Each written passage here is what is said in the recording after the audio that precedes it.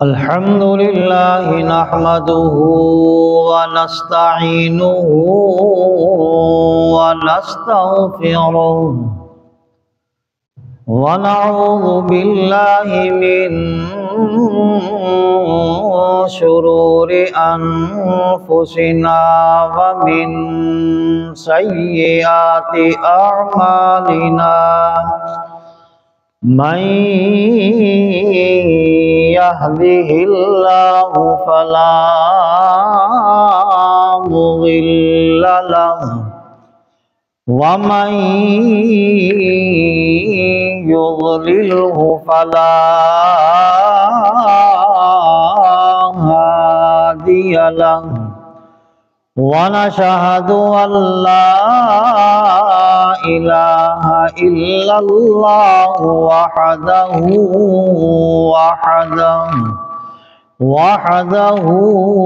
لا شريك له ونشهد أن سيدنا ومولانا محمدا عبده ورسوله أما بعد فأعوذ بالله من الشيطان الرجيم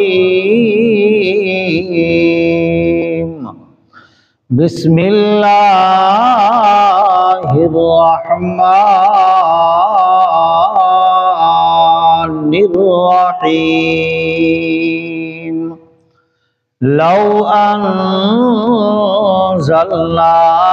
هذا القرآن على جبل لرأيته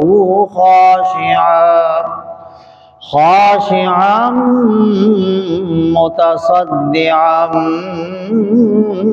من خشية الله وتلك الأمثال نضربها للناس لعلهم يتفكرون صدق الله مولانا العظيم وصدق رسوله النبي الكريم الأمين ونحن على ذلك لمن الشاهدين والشاكرين والحمد لله رب العالمين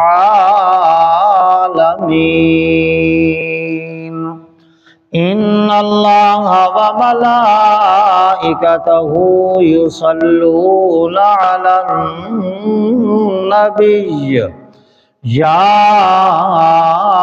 أيها الذين آمنوا صلوا عليه وسلموا تسلیما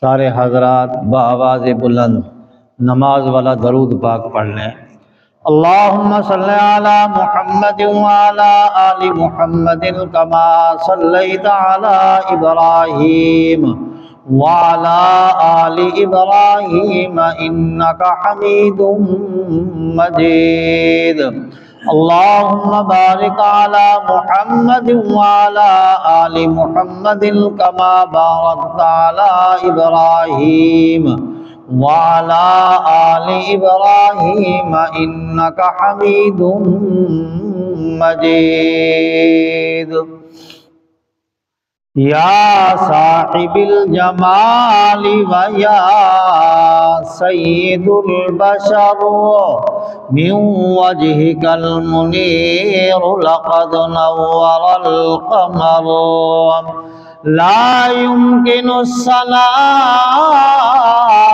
كما كان حقه بعد از خدا بزرگ تو ہی قصہ مختصر بلغ العلا بکمالہ کشف الدجا بجمالہ حسنت جمیع خصالہ صلو علیہ وآلہ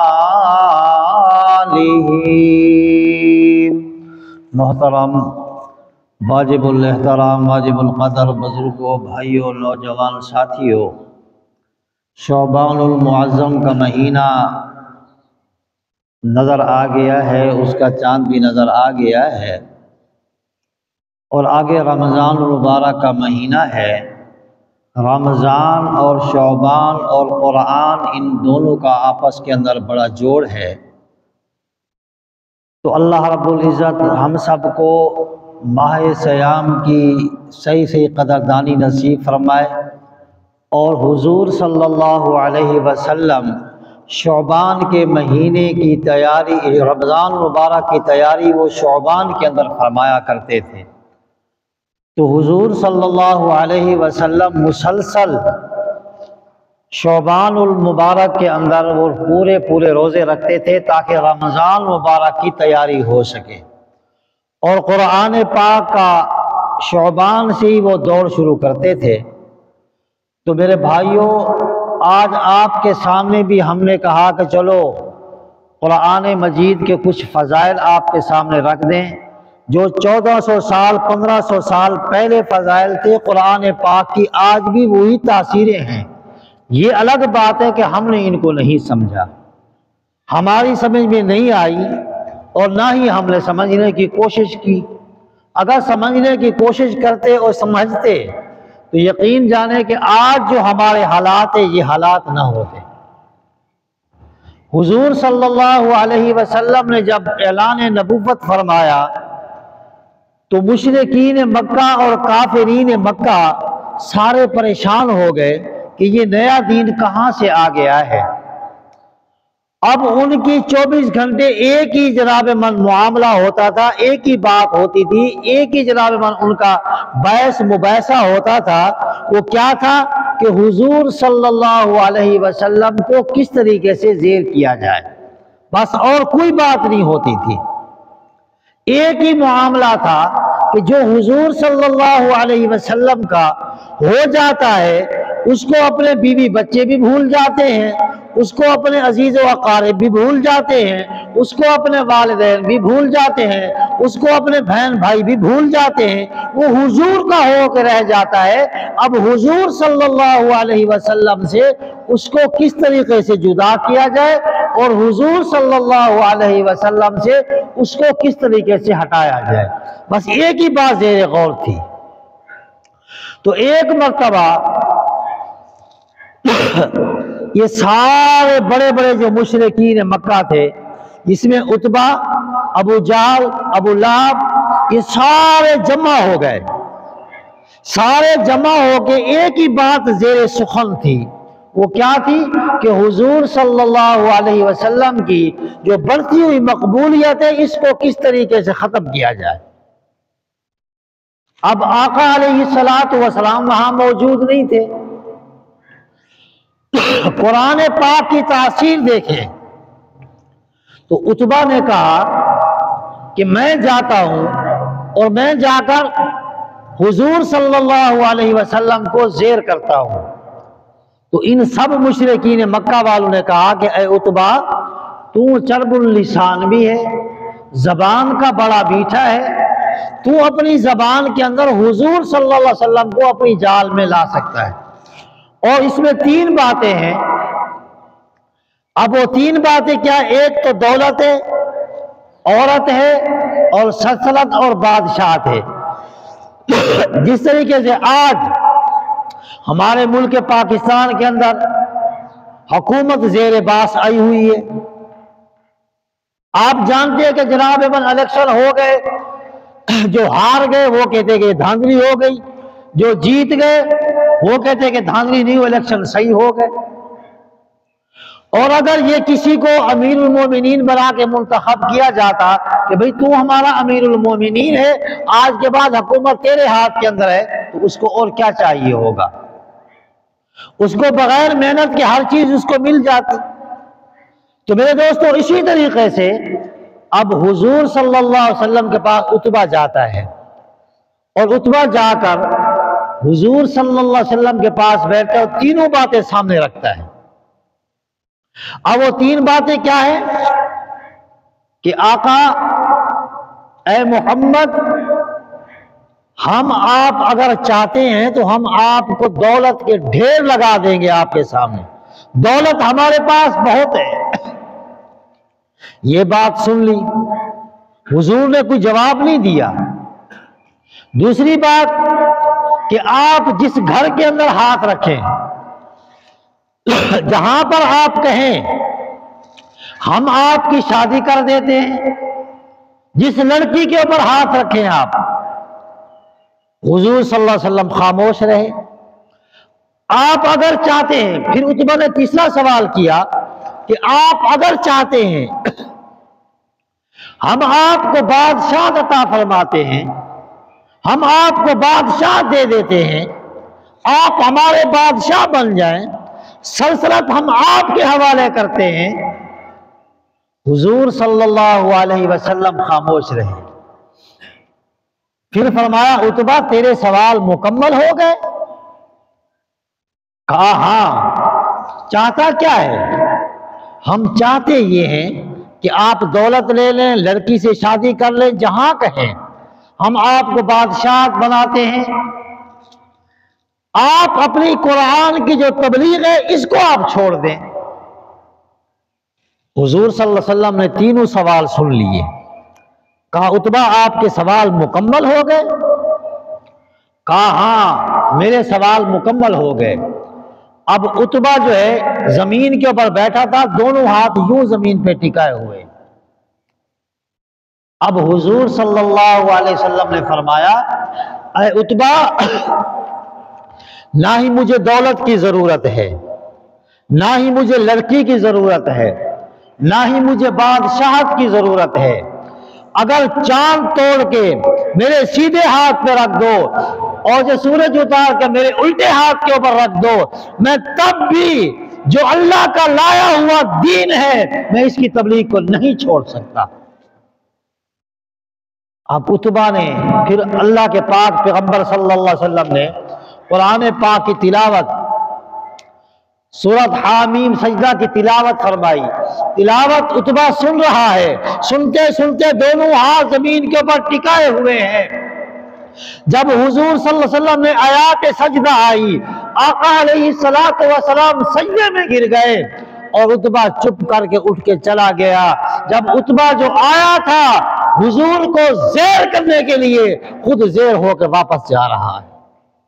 لوگوں نے دیکھا کہ جب عتبہ گیا تھا تو اس کا رنگ کچھ اور تھا، جب عتبہ گیا تھا تو اس کا رنگ کچھ اور تھا، آج اگر جا رہا ہے واپس آ رہا ہے تو اس کا رنگ کچھ اور ہے۔ لگتا ہے کہ قرآن پاک کی تلاوت اس کے اوپر بھی اثر کر گئی ہے، قرآن پاک کی تلاوت اس کے اوپر بھی اثر کر گئی ہے، اور حضور صلی اللہ علیہ وسلم کا جادو اس کے اوپر بھی اثر کر گیا ہے۔